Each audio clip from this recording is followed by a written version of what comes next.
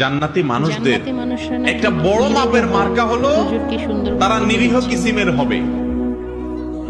একবার রাসূল করিম সাল্লাল্লাহু আলাইহি ওয়াসাল্লাম সাহাবীদেরকে বললেন, তোমরা একটু অপেক্ষা করো, একটু পরে একটা লোককে দেখতে পাবে যে লোকটা জান্নাতি। এখন জান্নাতি নবী করিম সাল্লাল্লাহু আলাইহি ওয়াসাল্লাম রীতিমতো বলে দিচ্ছে নিশ্চয়তার সাথে যে একটু পরে একটা লোক আসবে এখানে, তোমরা খেয়াল করো কে আসে, যে আসবে সেই লোকটা জান্নাতি। সাহাবা একরাম যারা জান্নাতের পাগল, এই কথা শুনে তারা তো সবাই অত্যন্ত সতর্কতার সাথে অপলক দৃষ্টিতে চেয়ে আছে কে আসে। দেখা গেল একজন লোক, যে লোকটাকে দেখে তারা ব্রু কুচকাতে লাগলেন। সবাই মনে করেছেন এটা বোধহয় আবু বকর, ওমর, উসমান, আলী এরকম সিনিয়র কোন বড় সাহাবী, তারাও